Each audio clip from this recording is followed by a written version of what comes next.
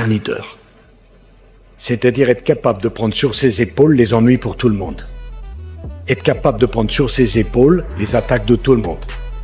Et être suffisamment fort pour que les jours où ça rigole, de partager le succès avec les autres. En mars 2020, en l'espace de quelques semaines, ma vie a complètement basculé, je m'y attendais pas du tout. Je suis chef d'entreprise d'un groupe de 8 agences immobilières de luxe situées sur Paris. J'ai créé ma marque maintenant il y a 17 ans avec mon associé et époux Dan Adler. On a été frappé de plein fouet par la crise, qui a été donc une crise mondiale, qui a stoppé l'économie du monde pendant plusieurs mois. Il a fallu faire face à cette crise. Pourquoi? Parce qu'on a subi 3 confinements, un arrêt total d'activité. Du coup, il a fallu anticiper tous les futurs problèmes qu'on allait rencontrer. On fait appel à ce qu'on appelle un PGE.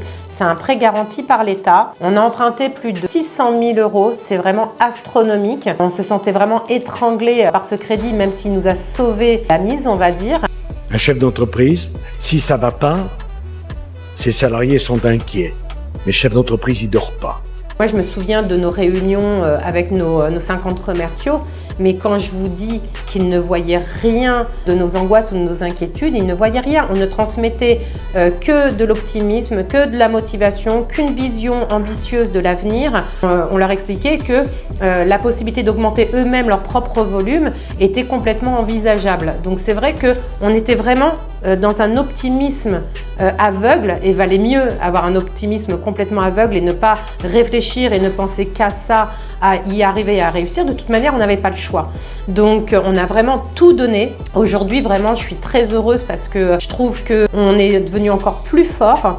Un chiffre, juste pour que vous puissiez comprendre quel est le stress d'un entrepreneur, même suite à ce type de crise. Suite à ce Covid, il y a eu 58 000 entreprises qui ont fermé leurs portes de manière définitive. Donc imaginez dans quel état de stress on a pu se retrouver avec mon associé pour pouvoir maintenir notre entreprise en bonne santé. En tous les cas, ça nous a permis de pouvoir payer surtout nos commerciaux et nos salariés, de pouvoir payer toutes nos charges fixes, et en sachant qu'en plus, nous, on est vraiment sur un positionnement haut de gamme. Ça a été vraiment très compliqué psychologiquement parce qu'en plus, on devait rembourser le prêt garanti par l'État. Donc ça nous faisait vraiment des mensualités énormes. On est devenu en plus de bons gérants d'entreprise là où on l'était beaucoup moins avant la crise. Le leader, si ça va pas, il sait que c'est sa tête qui va être coupée. Ses amis, ils pensent que c'est leurs ambitions qui ne seront pas satisfaites. C'est pas la même chose.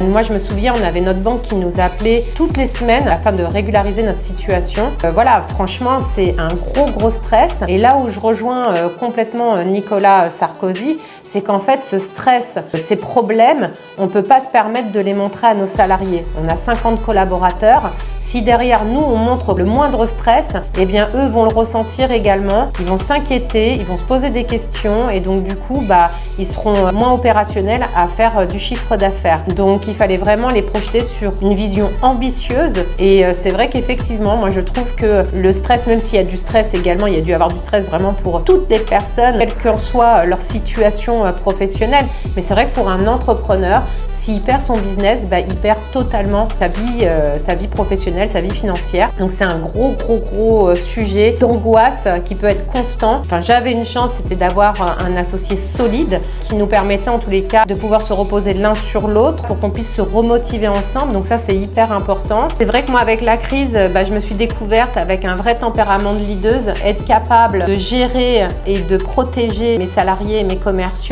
qui puissent ne ressentir aucun doute ou aucune angoisse de ma part. Pareil pour mon associé. Il y a 25 ans, beaucoup plus jeune, vous m'auriez posé la question, mais jamais j'aurais cru avoir le tempérament de pouvoir arriver à ce niveau-là d'ambition et puis surtout de pouvoir gérer ce type de situation qui est une crise quand même mondiale, qui est unique. Et il a fallu vraiment beaucoup de courage et d'énergie pour pouvoir se sortir de cette situation. Un monde entre le numéro 1 et le numéro 2. Et il y a peu entre le numéro 2, le numéro 3 et le numéro 10. Ça n'a rien à voir. Et je pense qu'il y a un monde entre le chef d'entreprise et l'équipe qui constitue autour de lui. Et ça ne veut pas dire que je sous-estime, Jean-Michel, le travail de vos collaborateurs, de vos équipes, etc. Mais on est comme on est. Les risques, si jamais nous ne remboursions pas notre crédit, c'était très simple. C'est éventuellement la fermeture d'une ou plusieurs agences, on ne sait pas. Et puis, c'est une image écornée de notre image de marque auprès de nos clients. Forcément, une perte de confiance en nous, ce que je pouvais comprendre totalement. Et puis, forcément, un développement ralenti ou complètement à l'arrêt. Là où je rejoins Nicolas Sarkozy, c'est vrai que nous, ça nous a permis, en tous les cas, cette crise, de pouvoir rebondir. Et puis surtout, ça nous a permis d'avoir une remise en question, de s'auto-analyser pour devenir meilleur. Et c'est vrai que le succès qui a été le nôtre dès le départ a fait que, au fur et à mesure des années, on s'est embourgeoisé. Et donc, c'est vrai qu'on avait perdu certains process qui avaient fait notre succès. Et donc, cette crise, ça nous a permis vraiment de nous remettre en question, de nous auto-analyser, de trouver des solutions pour pouvoir redevenir les meilleurs. C'est vrai qu'il y a une chose sur laquelle je suis d'accord, ce qu'avait dit notre ancien président de la République, c'est que la crise, elle vous change ou elle vous balaie. Pour notre part, elle nous a changé, elle nous a pas balayé. Et c'est vrai qu'on est devenu la meilleure version de nous-mêmes. Et encore une fois, moi je pense qu'il faut croire en ses rêves, il faut s'accrocher. Et c'est vrai que les risques qui peuvent être importants pour un entrepreneur sont effacés, on va dire, avec le bonheur de pouvoir créer quelque chose, pouvoir être son propre patron, gérer son temps et surtout faire réussir les autres. Donc si vous avez aimé cette vidéo, n'hésitez pas à liker, à vous abonner. Ça me donnera encore plus de courage de continuer de vous donner encore plus de sujets.